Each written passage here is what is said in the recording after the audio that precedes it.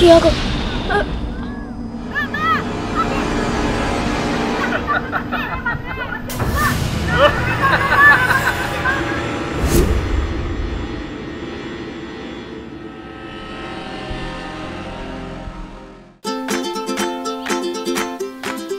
Yuhu! Ayo kawan, kita bantu Pak Ade memanen padi di ladang. Gempa. Loh, ada apa ini?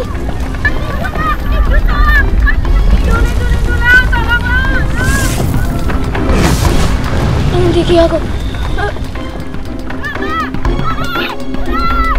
Aduh, sepertinya terjadi gempa. Jarang-jarang kampungku dilanda gempa seperti ini.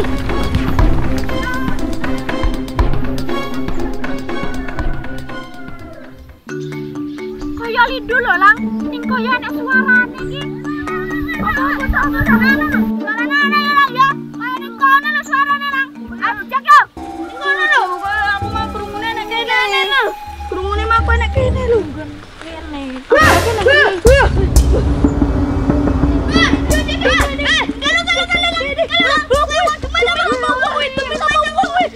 Aku uang tulungan aku. Mau uang jalan nih.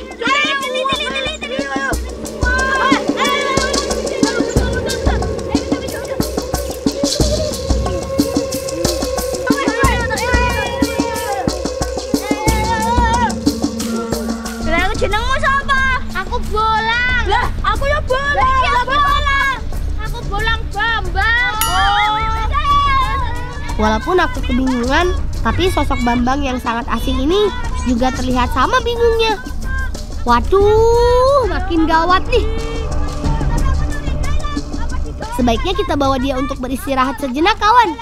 Segelas teh hangat, semoga bisa menenangkannya.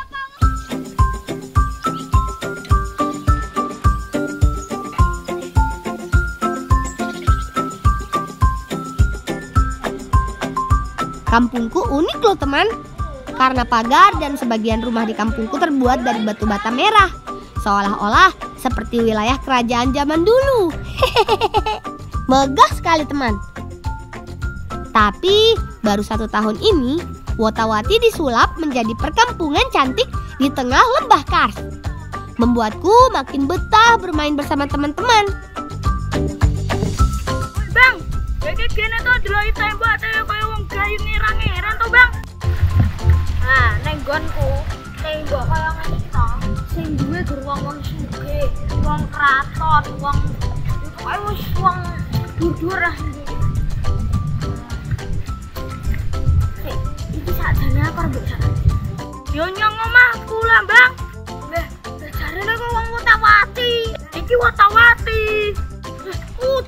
Kudu Wotawati lah kaya ngene iki.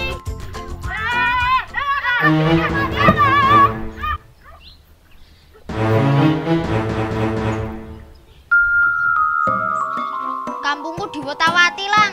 Dulu belum ada yang pakai batu bata. Rumahku limasan. Semuanya pakai kayu. Bapakku sendiri yang bikin. Nah, akhirnya sampai juga di rumahku teman.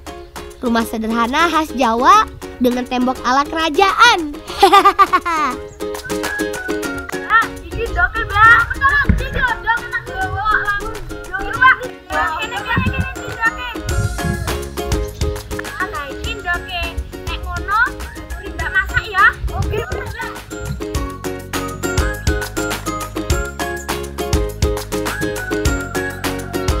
Nah, soal membuat kue, kakakku jagonya. Dijamin enak.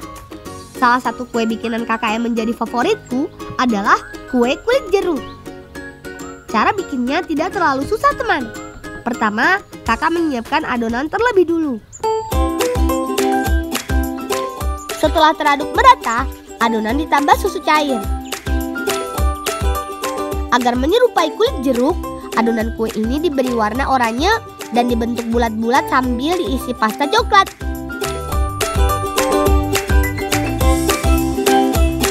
Nah, saiki aku teko. Aku mah delok kowe teko to.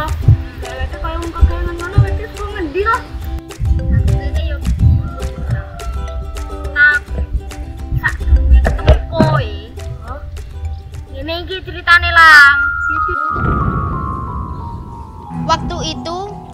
di rumah sendirian. Aku lagi ke pasar sama adikku. Aku bingung mau ngapain. Terus aku nyari parang mau buat bikin mainan. Nah, pas nyari, aku malah nemuin keris. Bagus banget punyane bapakku. Aku penasaran. Begitu kerisnya aku buka, tiba-tiba kayak bumi gonjang gajeng langit kelap-kelip.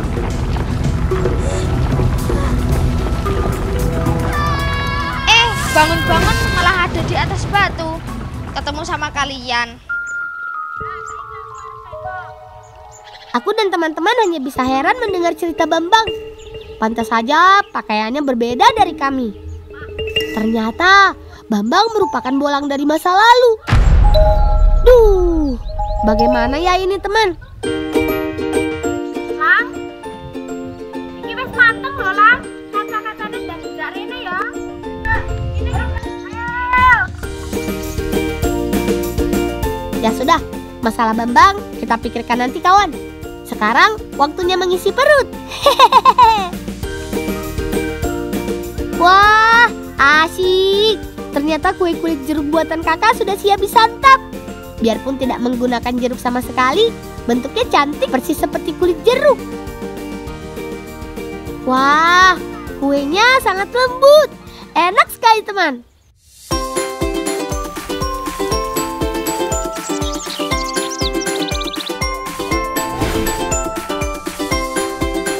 Kami mengunjungi tempat budidaya jamur milik Pak Deku di daerah Batuwarno. Kenapa kawan-kawanku malah main-main di sini ya? Aduh, aku khawatir paman marah nih. Bocah senengane gojekane kok ngono wae. Wis leren-leren. Wis lang, leren lang. Bolangers, di tempat bolang zaman sekarang ini ada mainan namanya geluncuran yang bisa meluncur cepat sekali. Seru banget. Hebatnya lagi, luncuran ini bisa meluncur kemana saja teman. Aku bisa melihat setiap sudut desa kawan-kawanku ini. Bahkan bisa melihat kota-kota besar zaman sekarang yang sangat modern. Wah, menakjubkan. Gak nyangka sudah sedemikian hebat ya. Coba geluncuran ini bisa membawaku pulang ke zamanku berasal ya. Pasti seneng banget. Tapi sayangnya nggak bisa teman. Aku masih harus mencari cara agar bisa pulang. Ayo semangat.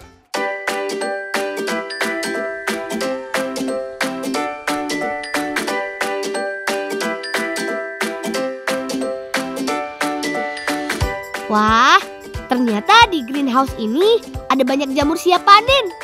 Jamur berwarna putih ini dinamakan jamur tiram karena memiliki bentuk yang lebar seperti tiram. Berbeda dengan kebanyakan jamur, jenis ini sama sekali tidak memiliki racun. Sangat aman untuk dikonsumsi. Sepertinya jamur yang kami petik sudah cukup banyak teman. Ibu pasti senang. Hehehe.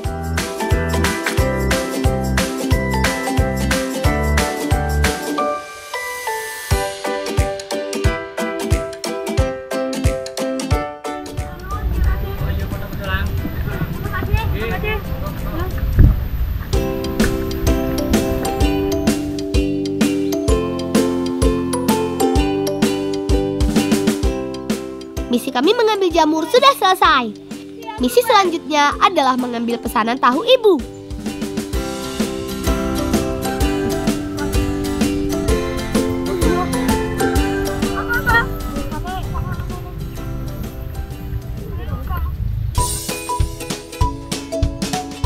Wah, aku penasaran.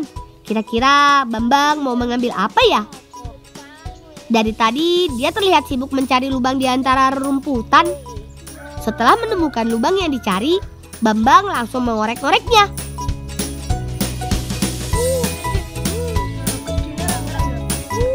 Kanane to lagi kiki jangkrik to.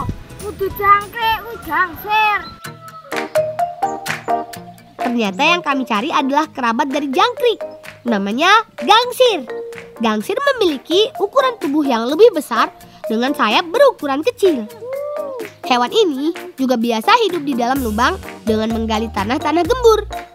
Bambang bilang gangsir ini bisa dimakan, tapi aku sama sekali belum pernah mencobanya teman. Aku jadi penasaran bagaimana rasanya ya.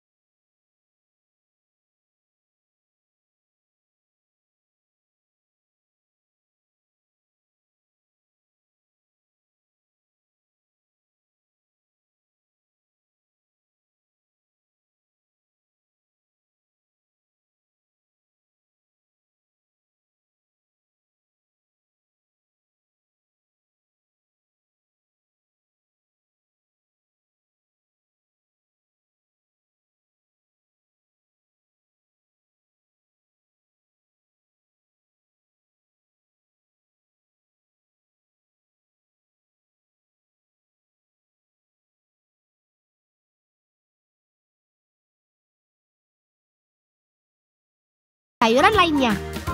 Lalu gangsir dicampurkan ke dalam wajan dan siap disantap.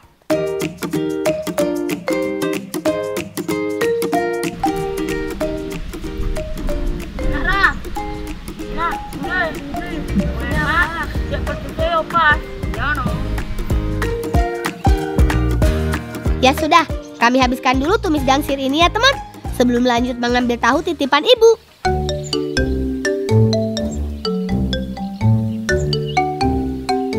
Pemberhentian terakhir yaitu tahu. Di tempat budeku ini, tahu selalu diproduksi setiap harinya.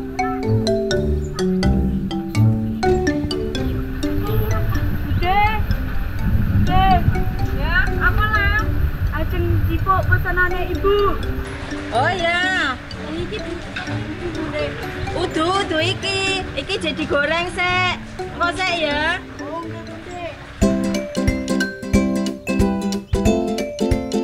Sembari menunggu, lebih baik aku dan teman-teman ikut membantu. Ternyata bikin tahu ini harus melalui banyak proses teman. Proses pertama, kedelai direndam terlebih dahulu selama beberapa jam hingga bijinya menjadi lunak. Biji kedelai yang telah digiling lanjut direbus hingga mendidih. Setelah mendidih, kemudian disaring untuk membuang ampasnya. Nah, air saringan inilah yang dinamakan sari kedelai teman. Sebelum diolah menjadi tahu, sari kedelai ini dicampurkan dengan bibit tahu, kemudian dicetak. Pada proses ini, kedelai akan menggumpal menjadi tahu. Bude menjual tahu dalam bentuk mentah atau matang, alias tahu goreng. Lengkap teman.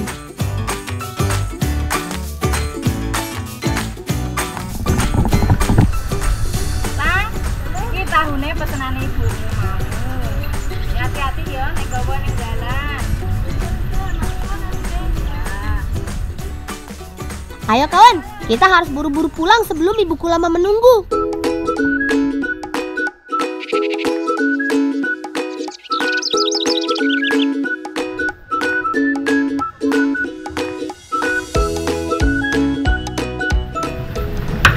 Iki tahune bu. Oh iya, dari mana lang? Ada teman tahune. Tahune.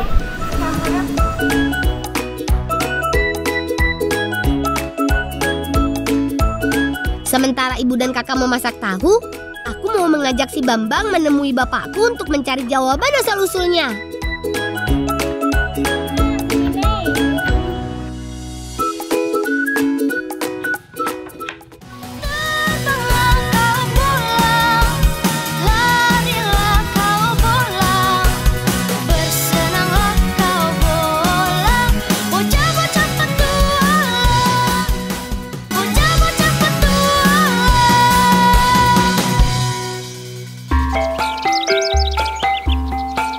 Setiap sore, aku dan teman-temanku di Wotawati selalu rutin berlatih karawitan.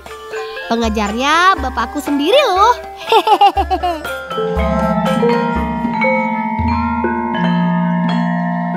Kegiatan ini merupakan cara bapak untuk terus menjaga tradisi yang ada di Wotawati. Semakin berkembangnya zaman, semakin sedikit anak sebayaku yang mahir dalam karawitan. Makanya aku selalu serius dalam berlatih seni gamelan ini.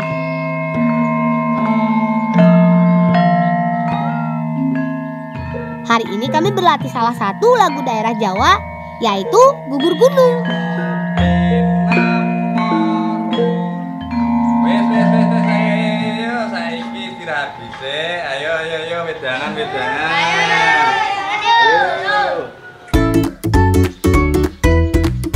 Sudah menjadi kebiasaan, di tengah-tengah latihan, kami selalu beristirahat menyantap masakan ibu.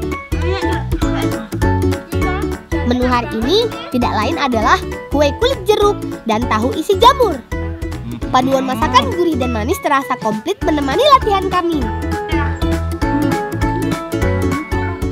Lang, kue penak bisa kumpul keluarga. Ya bapakmu, ya mbakmu, ya ibumu karo kanca-kancamu. Lah aku. Oh, lah iki kancamu iki bapak ibune endi to, Lang? Ngene lho Pak, aku ada cerita. Ya. Kancaku tekan nyasar tekan kene iki gara-gara dolanan keris. Sik. Kok keris iki? Lho apa nggano keris sing bungkuse emas kuwi? Ya, nggih Pak, leres.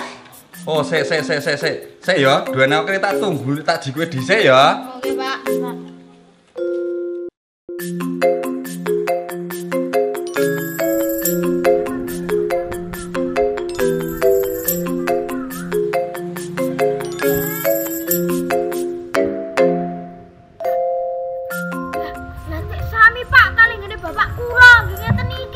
Oh, iya.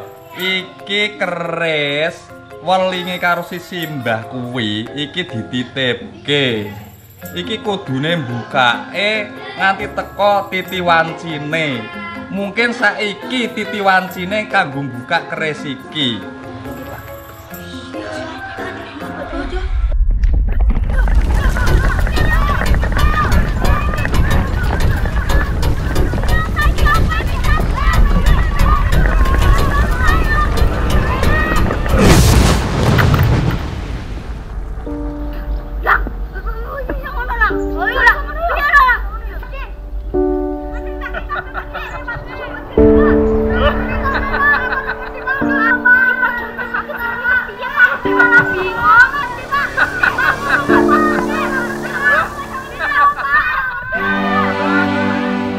Wah, sejujurnya aku merasa sedih harus berpisah dengan Bambang secepat ini. Tapi di sisi lain, aku senang akhirnya Bambang bisa kembali ke keluarganya. Banyak sekali hal baru yang Bambang ajarkan pada kami, termasuk cara-cara bersahabat dengan alam. Semoga di sana kamu tidak melupakan kami ya Bambang. Hehehe.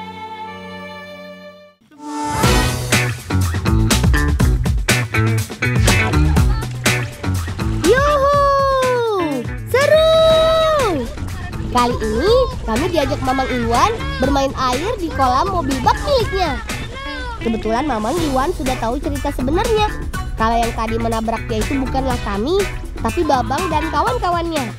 Sebagai bentuk permintaan maafnya, akhirnya kami dibuatkan kolam air ini deh. Emang paling pas siang-siang gini main air. Swagger! Apalagi dikelilingi pemandangan alam seperti ini. Indah bukan? Bermain air di kolam mobil bak ini seru banget teman. Apalagi ketika mobilnya sedang berjalan. Rasa-rasanya kayak sedang bermain kolam arus. Ditambah jalanan di kampung kami ini banyak kenaikan dan juga turunan. Sehingga kita tetap harus berhati-hati agar tidak terjatuh. Ya, kalau mau aman sih kita bisa duduk atau rebahan di air saja. Cuma kayaknya aku dan kawan-kawan terlalu menikmatinya sampai-sampai jadi gak bisa diem kayak gini. Lo siapa barudak main etanana ngarojaina main China orang picer we China. Mang narik balik. Mang tong dibong mang lebar mang. Pakai naon? Lebar euy. Oh ya tanaman. Pas-pasan aya itu berarti nyebar. Tanaman. Ya, Padahal kami lagi seru banget main air di kolam mobil bak milik Mamang Iwan. Tapi apa daya, Mamang harus pulang karena masih ada kerjaan yang belum diselesaikan. Kalau begitu, sekarang kita isi dulu yuk alat penyiram tanamannya. Benar kata Rafka, kalau air ini dibuang begitu saja, rasa-rasanya sayang. Mending kita gunakan untuk menyiram tanaman, kan jadi lebih bermanfaat. Iya deh, kalau soal pertanian, Rafka jagonya. Secara dia kan memang ingin menjadi petani seperti ayahnya. Jangankan takaran air untuk tanaman, dia juga tahu loh komposisi tanah yang baik untuk sayuran itu seperti apa. Keren kamu Rafka. Besi mana cangkem marah tadi kami kurang ya tanah. Cicing demi jadi petani ya teh. Sok lanjut.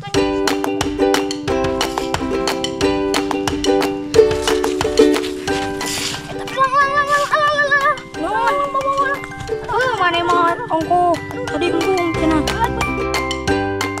Rafka, katanya mau jadi petani. Baru angkat alat penyiram tanaman sebentar saja, sudah sakit pinggang kayak orang tua aja.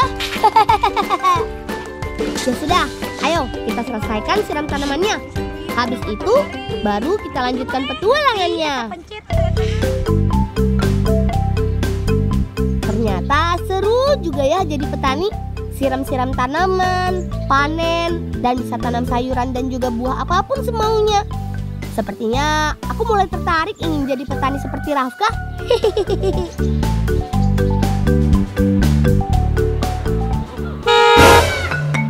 Kumacana nomor mobil teh. Kumaha lamun orang dia ketabrak. Udah, ada mobilnya, tadi gitu. Itu kuna naon? Kunaon kah? Aha, apal gitu. Iteh Pak Dede, idola urang. Oh iya.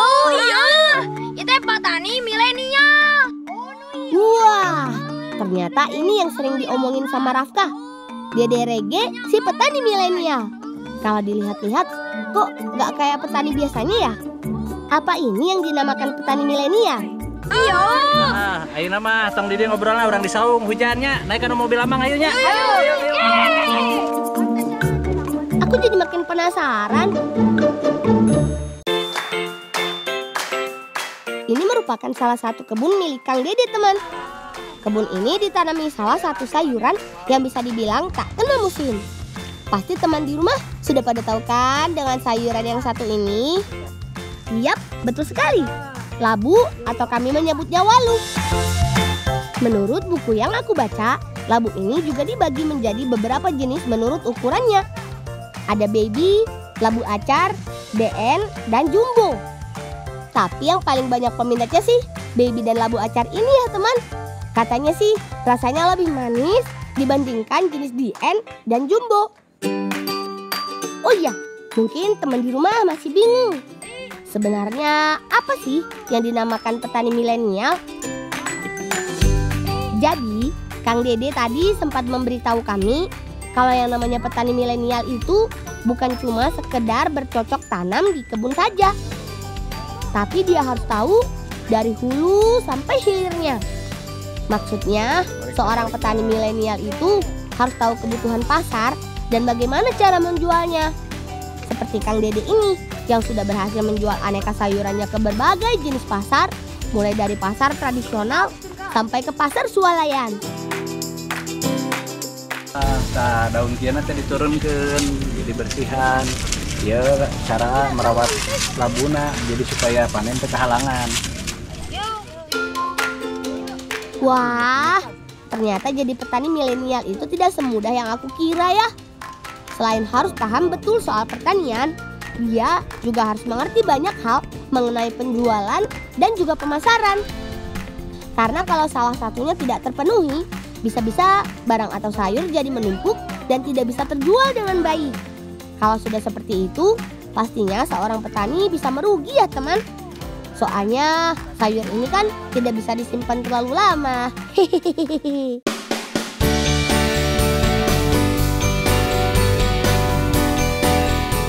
Lihat teman, itu adalah salah satu tempat packing sayuran milik Kang Dede. Jadi sayuran yang di packing di sini adalah sayuran terbaik atau kualitas premium yang biasa dijual di pasar swalayan. Ada cabai, tomat, labu, lemon, dan masih banyak lagi. Sebelum di packing, kita harus sortir dulu sayurannya ya teman. Kebetulan aku dan kawan-kawan berkesempatan ikut langsung dalam prosesnya. Jadi gak akan kami sia-siakan deh. Ya, hitung-hitung belajar jadi petani milenial. Ah, ilang ya, tomatna pilihan nu rata segede-gedenya. Ya, siap Mulusna Mang. unggul, kaki kadikeun 8. Ya. Wah, ternyata untuk memilih tomat dengan kualitas yang baik ini gak gampang teman. Selain ukurannya yang tidak boleh terlalu besar atau kekecilan, ternyata bentuk yang dipilih juga harus bulat sempurna. Tidak hanya itu, warnanya juga harus yang benar-benar sudah merah ya. Lang, jadi itu jadi petani teh. Jadi ya tuh. Sepertinya menjadi petani milenial akan masuk ke daftar cita-cita aku teman.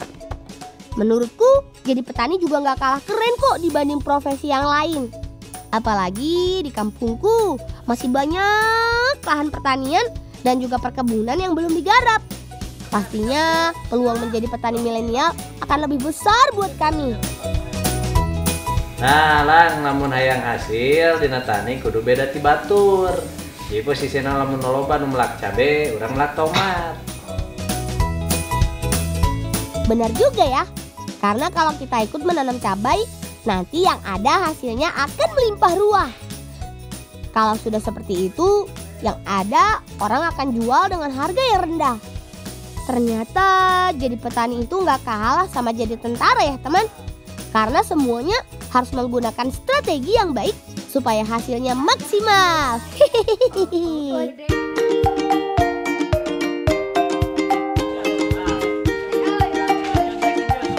Lihat, seperti inilah keadaan gudang milik Kang Dede. Hampir setiap hari selalu ada bongkar muat barang seperti ini yang nantinya akan dikirim untuk memenuhi kebutuhan sayuran teman-teman di rumah. Semua sayuran ini fresh karena baru saja dipanen teman. Sehingga proses pengirimannya juga harus sesegera mungkin supaya kualitasnya tetap terjaga. Untuk memenuhi permintaan pasar, saat ini Kang Dede juga memberdayakan masyarakat sekitar. Sehingga petani yang ada di sekitar bisa ikut merasakan hasilnya. Sebenarnya sudah sejak dulu Desa Cukang Genteng ini terkenal akan hasil taninya. Namun karena belum melek akan teknologi dan alat komunikasi, sehingga sayuran yang ada di kampung kami ini sulit terjual. Hasilnya banyak sayuran busuk dan petani jadi merugi. Namun seiring berjalannya waktu dan berkat usaha dari Kang Dede Rege, akhirnya saat ini petani di Desa Cukang Genteng sedikit demi sedikit sudah bisa merasakan hasilnya. Mang, iya sadayana sakieu teh sabaraha nah? Iya, sadayana lamun sadayana 1,7 ton kali 2.000 14 juta. Tuh, dengar sendiri kan teman? Satu mobil ini keuntungannya bisa sampai 14 juta. Sedangkan sekali kirim Kang Dede bisa menurunkan armadanya sampai 4 atau 5 truk. Yang terpenting, semua sayuran yang dimuat ke truk ini sudah ada pemiliknya semua loh. Jadi gak bakalan ada yang kebuang atau rugi deh. Ini pelajaran penting untuk menjadi petani milenial. Bagaimana semuanya harus diperhitungkan secara matang. Layaknya di medan perang, kita harus memiliki strategi yang baik supaya kita bisa menang.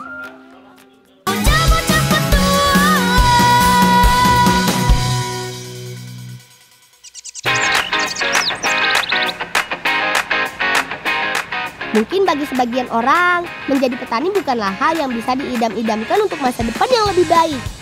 Tapi buat Rafka, aku dan kawan-kawan sepertinya menarik untuk bisa menjadi petani.